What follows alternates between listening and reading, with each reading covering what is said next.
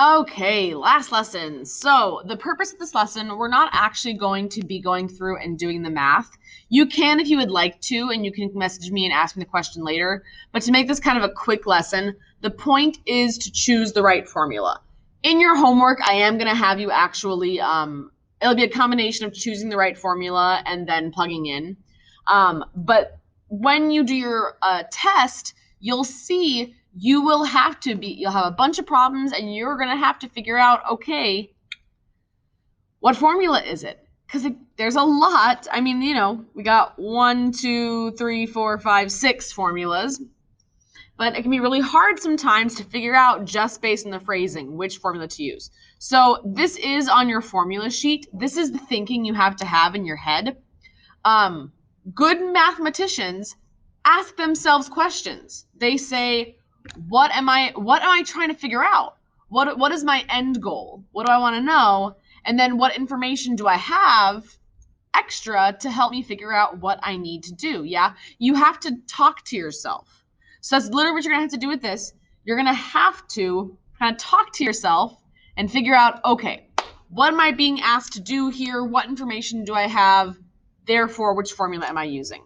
Now, again, like I said, I do have these two little just like questions you're thinking in your head to figure out the right formula. However, I do also have this little, what do you call this? There's a name for this.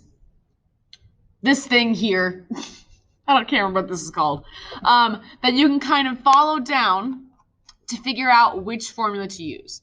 Again, there are two B equals formulas and there are two P equals formulas. These find the ending balance, these find the deposit, and then it's broken down into a single or periodic deposit. So we're going to kind of, again, for each question, we're going to read it, and then we're going to follow this process to figure out which formula to use. Right now, we're not going to solve the formula, but in your homework, you will. Okay, so let's go ahead and read the first question, and then we'll talk through how to use this little, I want to say family tree because I can't think of what else it's called, but this thing here to help us figure out. Actually, do I have? No, I don't. Anyways, okay, so Maggie and Marianne open a savings account that has a 3.75% annual interest rate, compounded monthly. They deposit $100 into the account each month. How much will be in the account after 15 years? So let's do this. Are you asked how much is in the balance / how much is in the account? That's the same thing. Or are we asked how much is the deposit? So again, look at the question. What are we being asked? How much is the balance? How much is in the account? Or how much is the deposit? What do we think? It says how much will be in the account. So for number 1, we're following this path. That means it's going to be a B equals formula because we want to know that. We want to know what's the balance of the account. What does B equal? So that's going to narrow it down to these two. These are both B equals. These are both P equals. So continuing from there, now we need to go to the next step. So we just determined we're going to continue down this path, but we have to ask ourselves. We need to find the word deposit in the question and see if it is described as a single or periodic deposit. So it's not going to necessarily say periodic, but it will say a period of time, right? That's a periodic deposit. It says weekly, monthly, daily, annually, whatever. Be very careful though, guys. It has to be the word deposit, not compounded. I did talk about this. Compounding and depositing are not the same thing. So go back and find the word deposit. Read the sentence it's in. Is this a periodic or a single deposit? What do we think? Well, here's the word deposit. And then the whole sentence goes, they deposit $100 into the account each month. This is periodic. Notice that I did not say it was periodic because of compounded monthly.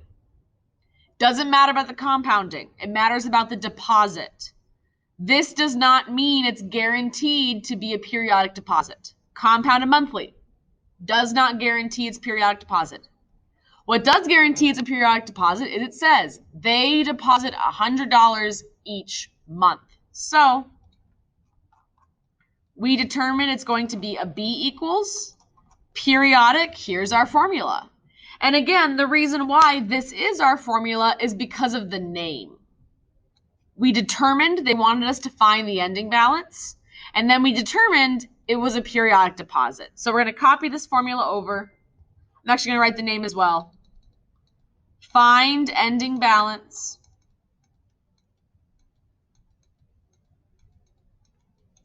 of a periodic deposit. So I'm going to go ahead and copy this formula. This was B equals P, double parenthesis, this is the ugly one, 1 plus R over N to the NT minus 1, close parenthesis, all over R over N. So that's all we're doing. All I want you to do is find the formula we're not actually plugging in. So I want you to follow the same thing here. I'm going to clear this ink. If you do not, I should have already said this, if you do not have your notes printed out, you're going to probably want to copy this little chart here. You've got the questions on the formula sheet to kind of ask yourself, but you might want to copy this if you don't have your notes printed out. This is really going to help you on the test. So I'll give you a chance to do that kind of at the end, or you can pause the video and go back and copy it. But I want you to go ahead and read this one. Follow the first step. What are we being asked? How much is the balance, or how much is in the account, or how much is the deposit? Go ahead and read this question and see what we're being asked. Okay, it says, how much must she deposit? That means we're taking this path now, because how much must she deposit? We want to know what P equals. Again, that then tells us we're using a P equals formula. That narrows it down to 2. But we need to go from here. Now that we know it's a P equals formula, so we're following, again, this path, we need to know still if it's a single or a periodic. Yes, we are finding the deposit, but we still need to know if it's going to be a single deposit or a periodic deposit. So go back and read the question. Find the word deposit and read the sentence it's in. Figure out, is it going to be a single based on the phrasing, or is it going to be periodic? They keep doing the deposit over and over again. So go back, find the word deposit, read the sentence it's in, and see how much she needs to, if it's going to be a singular periodic deposit. Okay, so because it says, there's the word deposit, and it says each month, this is once again a periodic deposit.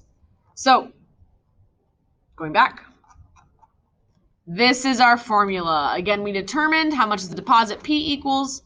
We determined it's periodic. This is going to be our formula, which is again called find periodic deposit. And we'll copy over the whole formula just so we have it. All over 1 plus R over N to the NT minus 1. Yes, that should be right. Whoops. Yep, find periodic deposit. Okay, I hope we're catching on to this now, guys. We're going to do 2 more.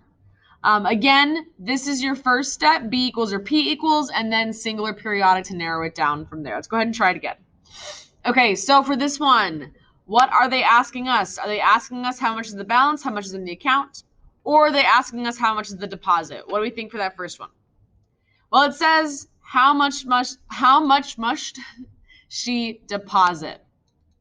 This is P equals. Yes, they are asking us to find the deposit. So I'm going to go ahead and actually write that. How much must she deposit? Find deposit. Boom. Can't make that more clear. So we are heading down this track. We still need to figure out if it's a single or if it's a periodic. So go back and read the question again. Find the word deposit in the question. Is it a single or is it a periodic deposit? Well, this one's a little bit trickier. Like I said, they don't always say single. Instead here they said today. That does mean a one-time single deposit. They don't keep depositing it. It's just today. Boom. How much money if she were to open an account? One time. Yeah. So this is our single deposit.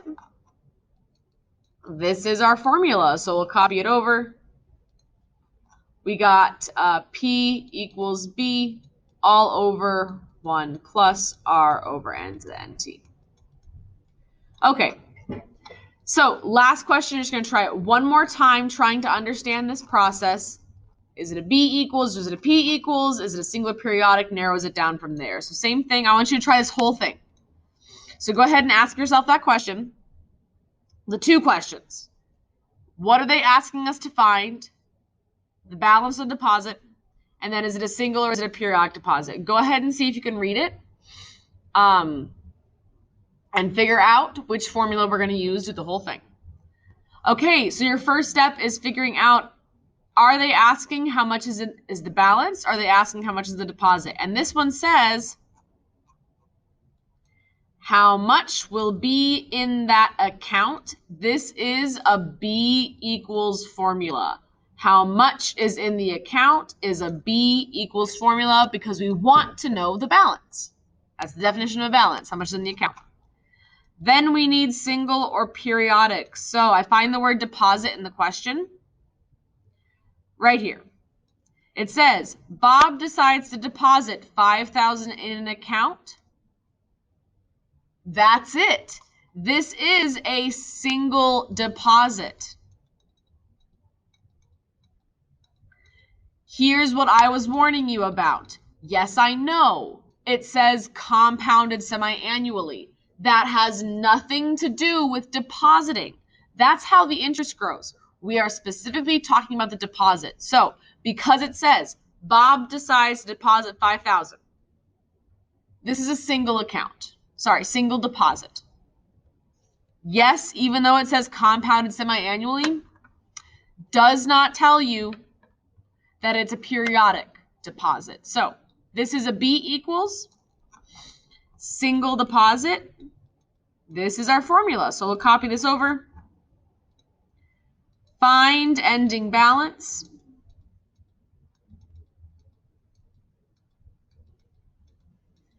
of a single deposit. So he's just going to plop this money in the account. It's going to sit for 5 years. And then we'll see how much he ends up with. B equals P, 1 plus R over N to the NT. Okay, so again, in the homework, you are going to actually do these formulas one more time. The main focus is going to be choosing the correct formula. But then you will practice plugging in because we still want to practice that as well. So I'd recommend check with me, because if you pick the wrong formula, you get the question wrong. It's guaranteed, yeah? So you might want to check with me what formulas you chose before you actually go through and do these problems.